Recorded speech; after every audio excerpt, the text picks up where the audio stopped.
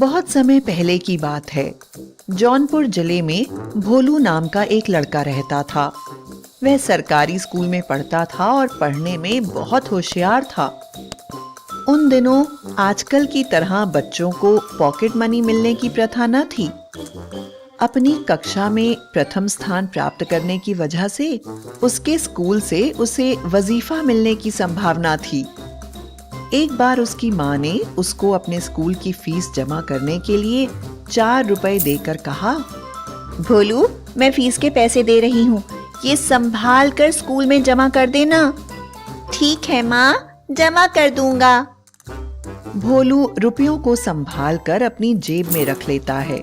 वह स्कूल जाता है तो उस दिन क्लास टीचर कन्हैया लाल छुट्टी पर होते हैं। फीस के पैसे उसकी जेब में ही पड़े होते हैं। उसके स्कूल के रास्ते में एक जलेबी की दुकान पड़ती थी। वह जब भी स्कूल से आता तब उस दुकान के सामने लोगों की भीड़ देखते ही उसका भी मन होता कि एक बार जलेबी खाकर देखना चाहिए कि कैसी है इसकी जलेबी। स्कूल से वापस आते समय वह दुकान पर ही खड़ा हो गया। जलेबियों की खुशबू उसको रोक रही थी। एक मन होता कि जलेबियां खरीद ले, दूसरे पल ही क्लास टीचर कन्हैया लाल का भयानक चेहरा याद आ जाता। फिर माँ की कही बात कि रुपए संभाल कर रखना। लेकिन उसी समय उसे लगा कि जेब में रखे सिक्के खनखनाने लगे और उससे बात करने लगे। अरे जाओ जाओ, देखो कितनी गर्मा गर्म जलेबियां बन रही हैं, खरीद लो। अरे रुपए तो खर्च करने के लिए ही होते हैं।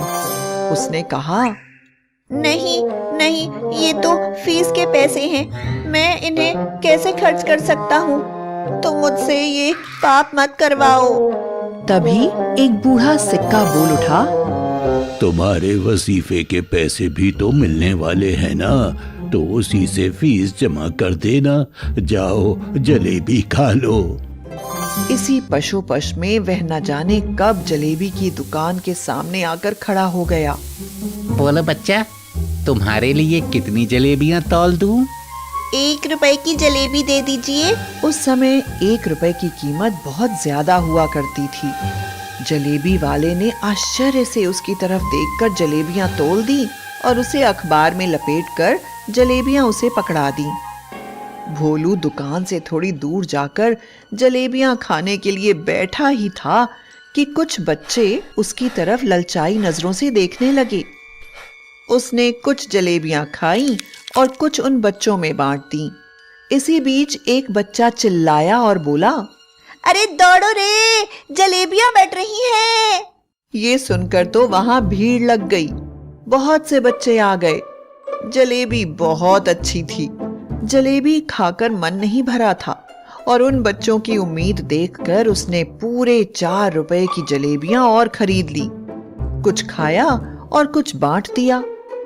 घर आया तो माँ बोली, भोलू, चलो खाना खा लो। माँ, आज क्या बनाया है खाने में? रोटी, लौकी की सब्जी और दाल। माँ, आप रोज रोज लौकी बना देती हैं, कुछ अच्छा बनाया करिए ना। मुझे नहीं खाना है, भूख नहीं है मुझे। चलो जल्दी से खाओ, वरना पापा के आने पर तेरी शिकायत करूंगी। रात भर वह ईश्वर से प्रार्थना करता रहा कि ईश्वर उसे 4 रुपए तक का ही वजीफा दिलवा दे। सुबह वह जब स्कूल पहुंचा तो जिन बच्चों को वजीफा मिलने वाला है उन बच्चों को वजीफे की रकम अगले महीने मिलेगी।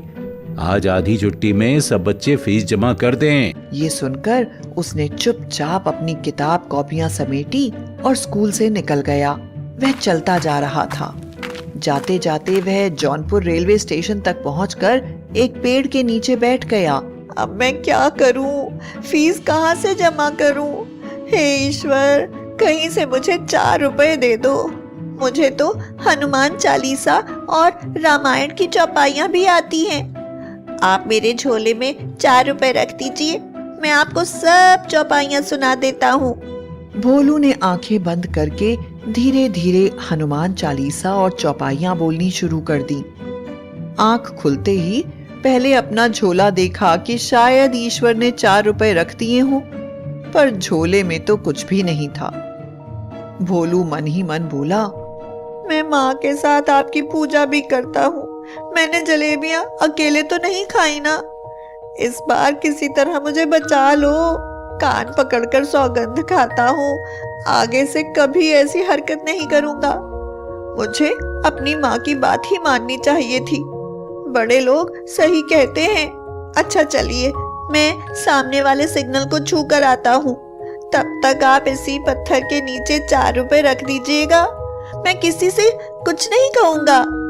भोलू दौड़कर रेलवे के फाटक पर लगे सिग्नल को छूकर वापस आता है तो पत्थर के नीचे झांकने लगता है, लेकिन उस पत्थर के नीचे एक कीड़ा उसका मजाक उड़ाता हुआ सा दिखाई पड़ता है। वह रोने लगता है और चुपचाप झोला उठाकर घर आ जाता है। रास्ते भर वह यही सोचता रहता है कि ईश्वर के पास तो बहुत बड़ा खजाना होगा। 4 रुपए दे देते तो उनका तो कुछ ना बिगड़ता, पर मेरी जान बच जाती। भोलू के साथ स्कूल में पढ़ने वाले बच्चों को स्कूल से आते हुए देखकर उसकी माँ ने उनसे पूछा, भोलू कहाँ है? उन्होंने बताया कि वह तो आधी छुट्टी के बाद से ही स्कूल में नहीं दिखाई दिया और ना ही उसने फीस के पैसे जमा किए। टीचर बार बार उसका नाम बुला रहे थे। ओह, मैं देखती हूँ। माँ बेचैनी से उसका रास्ता देख रही थी। घर लौटकर भोलू रोते हुए घर में प्रवेश करता है। क्या हुआ? कहाँ था? स्कूल में भी नहीं था और अब बैठकर रो रहा है। भोलू रोते हुए कहता है, मैंने कल फीस नहीं जमा की थी। टीचर छुट्टी पर थे। उन पैसों से मैंने जलेबियां खरीद ली थी। सिक्कों ने मुझसे खुद बोला था। मैं तो रेलवे फाटक का सिग्नल भी छूकर आया। हनुमान चालीसा और चौपाइयां भी भगवान को सुना दी, परंतु भगवान ने भी मुझे 4 रुपए नहीं दिए। पत्थर के नीचे वाला कीड़ा भी मेरा मजाक बना रहा था माँ। हाँ। माँ उसको प्यार से समझाते हुए कहती हैं, इसमें छुपाने वाली कौन सी बात थी? मुझसे बताना चाहिए था ना। कोई बात नहीं, कल स्कूल जाकर टीचर से माफी मांग लेना और आगे से कभी माँ से कोई बात नहीं छुपाना। लेकिन माँ, अब फीस के पैसे कहाँ से आएंगे? कल मैं तुझे पैसे दे दूंगी, परंतु आगे से कभी फीस के पैसे से जलेबी मत खाना, वरना मैं तेरे कान खींचकर तुझे ही जलेबी बना दूंगी। भोलू माँ के आंचल में मुंह छुपाकर मुस्कुराने लगता है। बहरहाल फीस जमा हो गई, पर इसमें ईश्वर ने उसकी कोई सहायता न की थी। भोलू इतना समझ गया था कि माँ बाप के पास हर समस्या का हल होता है। उस दिन से उसने कभी ऐसी गलती नहीं करने की कसम खाई। जब वह बड़ा हो गया तो एक दिन रेलवे स्टेशन गया। उस सिग्नल को देखते ही उसने सोचा कि अगर उस दिन ईश्वर ने उसके झोले में सचमुच पैसे डाल दिए होते तो आज वह जो भी है वह कभी नहीं बन पाता। हर काम ईश्वर के भरोसे नहीं छोड़ा जा सकता। जब तक हम खुद कुछ नहीं करेंगे, ईश्वर भी हमारी मदद नहीं कर सकता।